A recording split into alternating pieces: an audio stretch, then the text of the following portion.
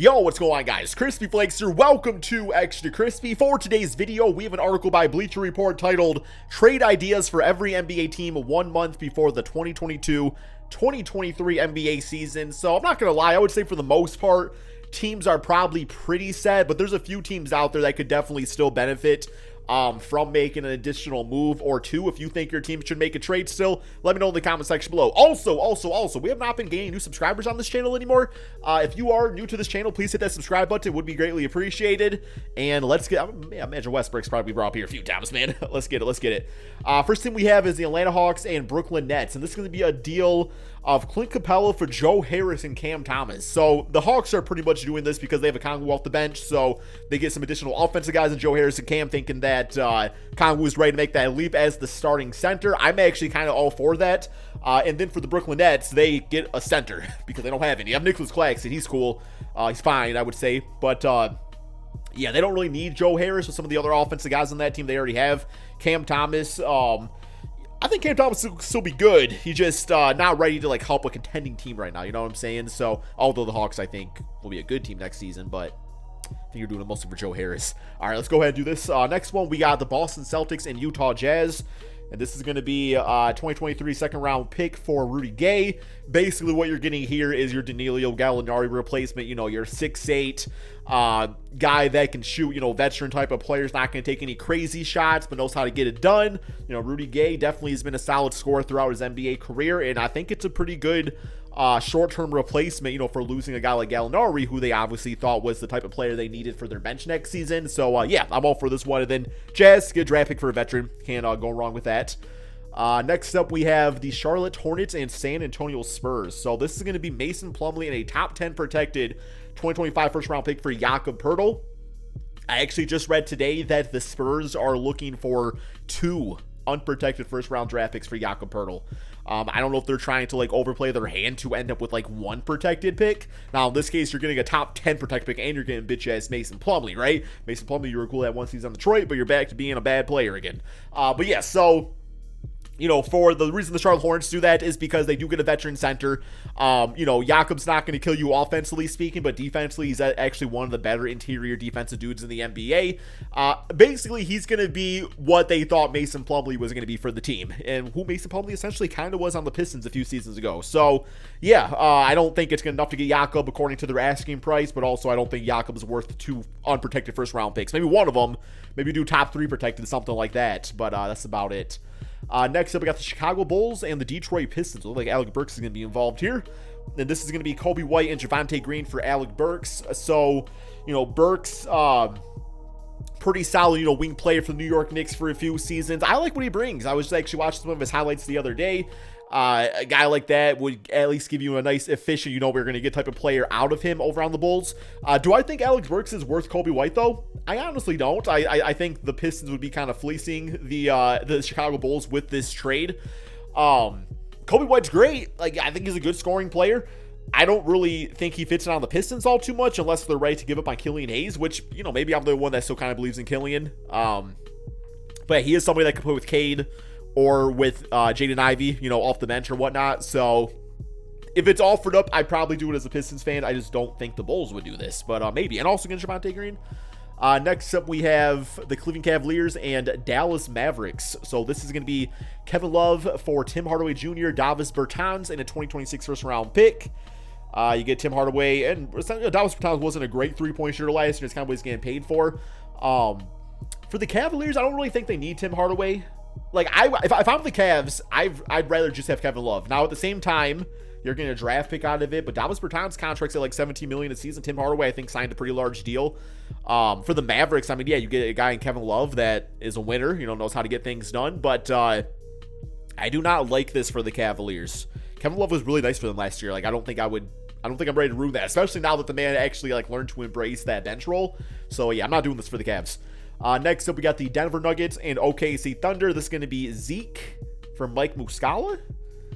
Okay, yeah, Zeke, that's right. It's like a center. That's typical, interior type of center for the Denver Nuggets. I don't know much about him, man. Mike Muscala, a veteran. I don't know how he keeps getting NBA contracts. I don't got much to say about this one.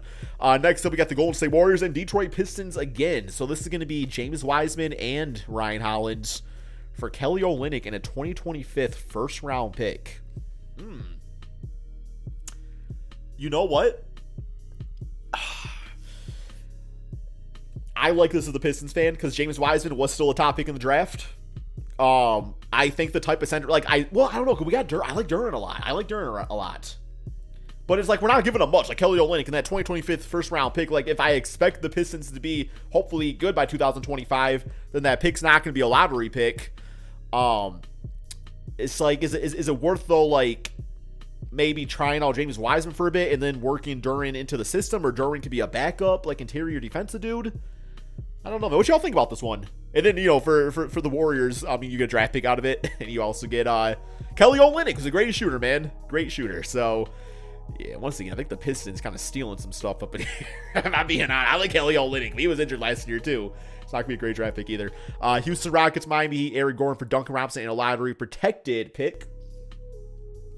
Duncan Robinson, I don't think I would do that for a lottery protected. I think that would just need to be a first round draft pick if I'm taking on Duncan Robinson, who signed a very large contract, and as soon as he did, forgot to shoot the basketball. I do like the fit of Eric Gordon on the team. Like, yeah, he fits nice with the Miami Heat, but it's got to be an unprotected pick. Next up, we got, so, you know, for the Rockets, like, take on his contract and everything. We got Pacers and Lakers, Buddy Hield, Miles Turner for Russell Westbrook, and some picks. Yeah, this one's been going around. We got too much to say about it. Where Russell Westbrook gets bought out. Draft picks to the Pacers on a rebuilding team. Two guys that fit in perfectly with the Lakers. So, like, we all know the straight at this point. Not much to say about it. Next, we have the Clippers and Hornets. This is going to be Norman Powell and Marcus Morris for Gordon Hayward. I am not doing this if I am the Clippers. And that is because, for one, Gordon Hayward never plays. He's always damn injured. But also, like, Norman Powell, I like his contract. I like him as a six-man probably for the team. Unless they want to go small ball on the Clippers. But, you know, having another wing player in Gordon Hayward, yeah, he can come off the bench. But it's like, you got Kawhi, you got Paul George already. I guess in theory, what you could have here is Gordon Hayward coming off the bench. And then when Kawhi is out due to load management, whatever it may be, which he will do something, then Gordon Hayward is somebody that can fill in as like a short-term type of starter. So from that reason, maybe. But I don't know if it's worth giving Norman Powell, who's got like a 6'10 wingspan and can just fill in himself for Kawhi Leonard when he's not playing. Memphis Grizzlies and Utah Jazz. Danny Green and a lottery pick. Danny Green's out for the season, by the way, for Jordan Clarkson. So, yeah, it's a salary match thing right here, but also getting the draft pick out of it. And the Grizzlies get a great six-man Jordan Clarkson. Not too much to it. Milwaukee Bucks and Jazz. Brook Lopez and a pick for Jordan Clarkson, so a little bit more of a scoring boost for the Bucks. They do lose Brook Lopez, who I do think is a very important part of their system. I don't know if I like the idea of doing this without having another type of center out there. I mean, they do have Bobby Portis, but defensively not going to bring as much as a Brook Lopez will. Maybe you start Portis and you go out and grab your Hassan Whiteside. He's still available. Maybe somebody like that.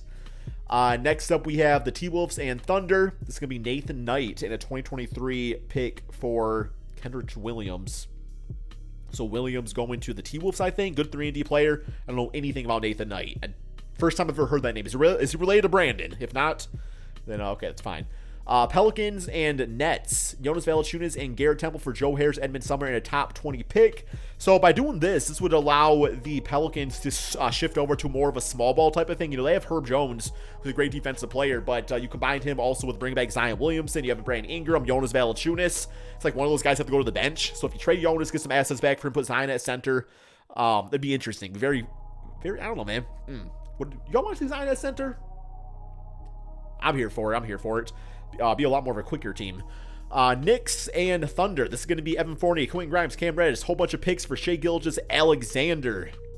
Man, leave this man alone. Like, I guess the only reason you might do this is, for one, you get a whole bunch of picks out of it, and maybe you're pretty big on Josh Giddey. You know, maybe you want to run him at the point guard. You want to get more of like a natural shooting guard, although in the NBA that doesn't really matter anymore. You know, multiple teams have multiple ball handlers and everything. So, I like it for the Knicks. I mean, it's not a bad little haul. It's not a bad haul. You know, the draft picks are nice. Cam Reddish could still be something. Quentin Grimes could be the guy next to Giddey, but it's like you already have the guy in Shai. You know? I don't think I'm doing it. Next up, we got the Magic and Clippers.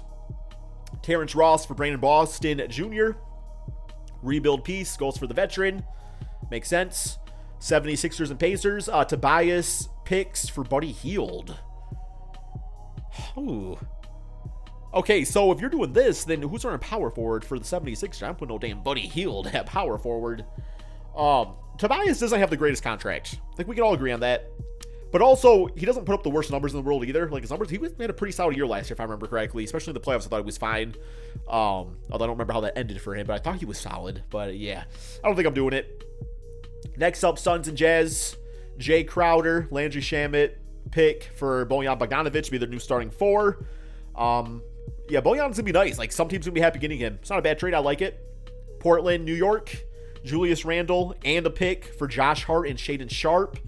So by doing this, you're kind of essentially, well, you're not really giving up on the season. Because you have Obi Toppin starting at the 4. I mean, he was a lottery pick, was a top 5 pick in the draft and whatnot. Shaedon Sharpe could be a star, maybe exactly the type of guy that you take a chance on. And I feel like maybe with Julius Randle, like him going to the Portland Trailblazers, nice veteran going over there. You have Jeremy Grant at the 3.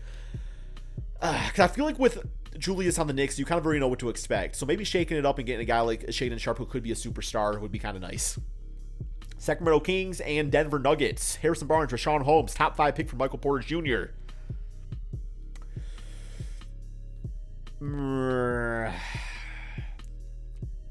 It's all right. It's kind of risky for the Kings, if I'm being honest, man. Giving up the pick. I mean, Michael Porter, does he fit with the team? They got Keegan. Yeah, you know, Sabonis would be playing center. Then if you guys like that, it's all right. It's all right. Toronto and Utah, Thaddeus and a pick for Jordan Clarkson. So once again, another team getting a great 6-man. Washington and New York, Will Barton for Derrick Rose. So the Wizards need a point guard. They need a starting point guard. Or at least a good 6-man point guard. Have Monte Morris start. So yeah, Derrick Rose definitely fits that, at least short term. But yeah, that's all we got for this video, guys. What y'all think about these trades? So let me know in the comment section below. Thank you all so much for watching, and peace out, my friends.